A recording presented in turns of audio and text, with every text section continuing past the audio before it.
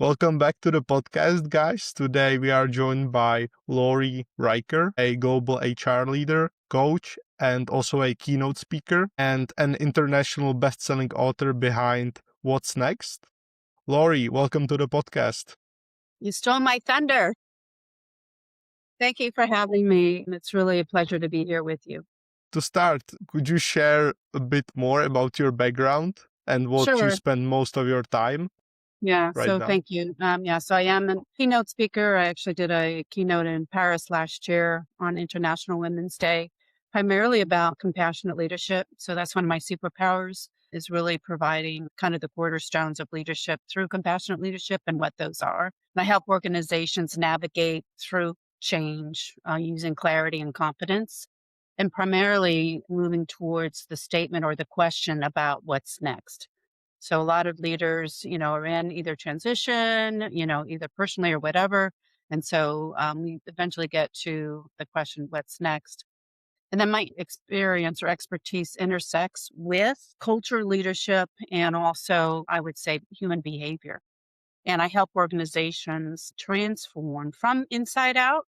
We all have that monkey brain going on. So I help them quieten their noise and get to their own intuition, their own voice, so they can lead with clarity and purpose. And then the cornerstone or the pillars, as I said earlier, of my work are really compassion, confidence, and clarity. And that's what I lead with. That's what my coaching does, and also my other podcast and speaking engagements.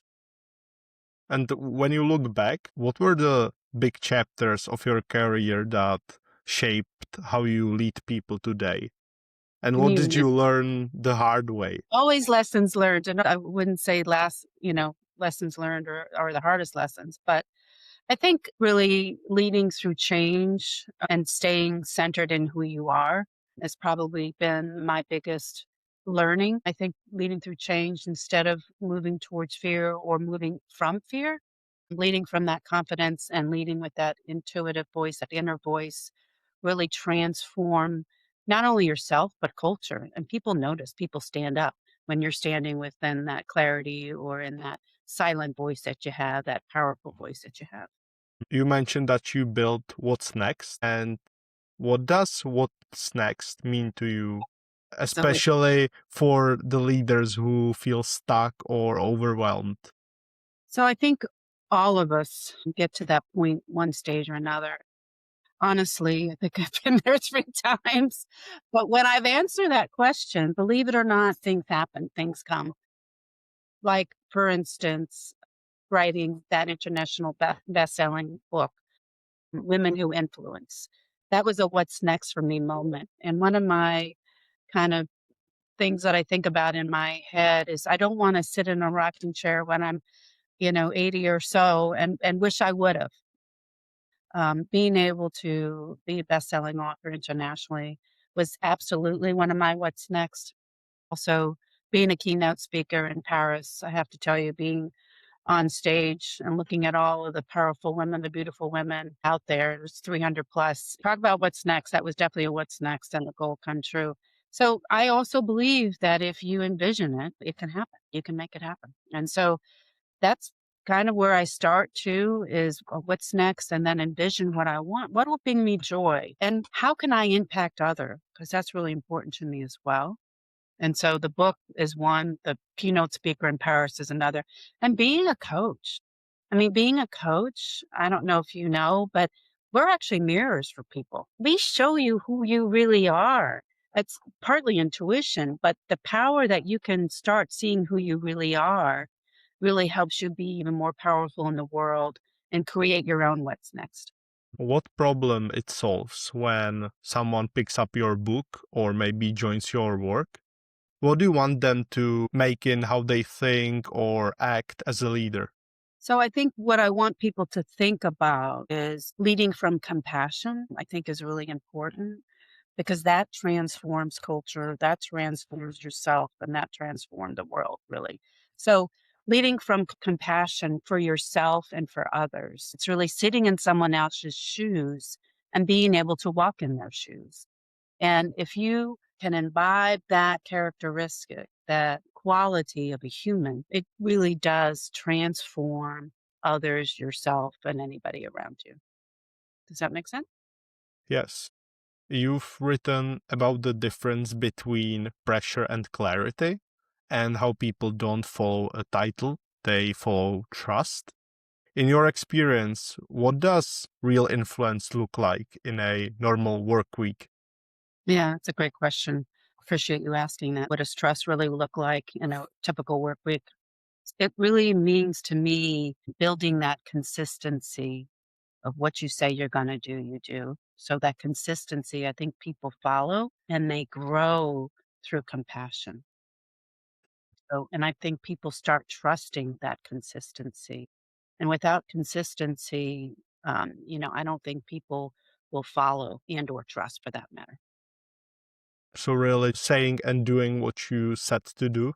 Certainly that, and standing in your own values too, and talking the talk, so to speak. I know that's overrated, but it really isn't. It's really, really walking the talk and talking the talk and living those values of compassion. And that consistency I found is really, really important because if you're, if you're compassionate one day and not the next, that really throws people off. So I think it's really important for that consistency as well. When you are trying to build a engaged, high performing team, are there any things that you are looking into? Yeah, a lot of things. First thing is really to evaluate, see where people are on kind of their assessment scale of high performing team. And there's a lot of pillars within that and a lot of different authors.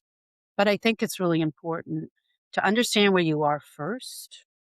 And then as a team, figure out where you want to go. And then make sure that you enlist everybody in the process to get where you want to go. If you're not enlisting people, team members in the process of how to get there, where do you want to go, you're going to lose people along the way. Figure out where do you want to go and how do you want to get there as a team is really important. You recently posted about how alignment changes everything, how collaboration and energy and even happiness at work. If there is a team that feels behind, what's the first conversation you have to get alignment back? That can happen at a lot of ways, right? I mean, it can happen through mergers, it can happen through new leaders coming in. There's all kinds of ways that that can happen. But I think the first thing to do is when people start getting out of line is again kind of sitting down together and really what's happening. Let's figure out what's going on. Let's have a conversation. And that transparency from me as a leader is really important. And not to say, hey, Mickey, you're not doing what you need to be doing, but what's going on? What's happening here? And leading again through that compassion. I'm going to say that over and over and over again, but I think it's important. So, Compassion. yeah, what's going on? What's happening? Where's the breakdowns? Really trying to understand, put yourself in their shoes. Realignment can happen in a second. You know how many leaders don't have those conversations? It's just amazing to me to really be able to sit down, acknowledge what's going on, be transparent as a leader. I see this. How can we fix it? And let's do it together. Does that make sense? Yeah, I read somewhere that most people are one hard conversation away from changing their life, and it really can be the truth. It is the truth, Mickey. It is the truth. And I think having a leader that really believes in you, again, I shared with you earlier that we're mirrors as coaches, but I think we're mirrors as leaders too. Gosh, Mickey, I know you can do this. I know you can. I've seen it. And those words go such a long way with people that I work with. I know you can do this. I know you can. And they start, wow, I think I can. Are there any simple signals or something that you spot to ensure that problems don't go along the way? Maybe in the team setting? Yeah, I think there are clues. And as leaders, you can sense morale dipping. I think that's one clue. And also disengagement. And maybe not just disengagement from maybe I'll get my work done. And then maybe that goes along with morale. Disengagement as far as the activities and whatever other work things they have to do starts falling off. In addition, absences from work. I start noticing people calling off more medical emergencies, or so those are some signals. Did I answer your question correctly? Yes, Okay. great. What do you love the most about your job? Seeing people shine, seeing people start believing in themselves. The best part of my job is working with people and being able to, again, share that mirror, let them see that mirror, giving them opportunities to shine, and certainly let them know how much they're cared about. I think those are the wonderful things about my job. Looking ahead, maybe in the next 12 months, is there anything that you are currently building around what's next? Yeah, thank you for that. So I'm actually working on doing more podcasts, believe it or not, and doing more leadership interactive type workshops, really using compassion as the core thread throughout and helping people really raise their EQ level to really understand when they're off of their EQ and what their challenges may be, but really help leaders grow to be the best leaders they can be and to make a difference in the world, making an impact in the world. And I think if we all lead from obviously compassion and wanting to make a difference in the world, don't you think this would be an even better place? I always like to ask my guests on the podcast if they have any piece of advice Yeah. or message that they would like to share. Yeah. So thanks for asking that. I think we all hit moments in life where the ground's shifting and we're not really sure of what's next or even what's behind us sometimes. Right? But I think to become the better versions of ourselves or the best versions of ourselves, or if we had that magic wand to create that best versions of ourselves, I think trust in the shift because I think that's our signal to tell us it's time to do something different. It's time to be step in that higher version or the better version or the next version of ourselves. We all have different versions. And then honor your intuition. It's there. We all have it. And it's not certainly gender specific, that's for sure. And then I think the other thing so important is really lead with compassion within your internal life, your external life. I think that's really where you discover what's next by that learning and seeing the impact you could have while leading with compassion. Laurie, if there are any people that are listening who want to follow your work or just connect, where should they go? They can certainly go to my webpage, but they can also go to Laurie L. Riker now at gmail.com. That's another, and I have a couple other emails, but those are the easiest and quickest way to get to me. Great. I will add your LinkedIn so people can check you out. What a pleasure. Thank you so much for inviting me. I really enjoy the time with you. What a great host you are.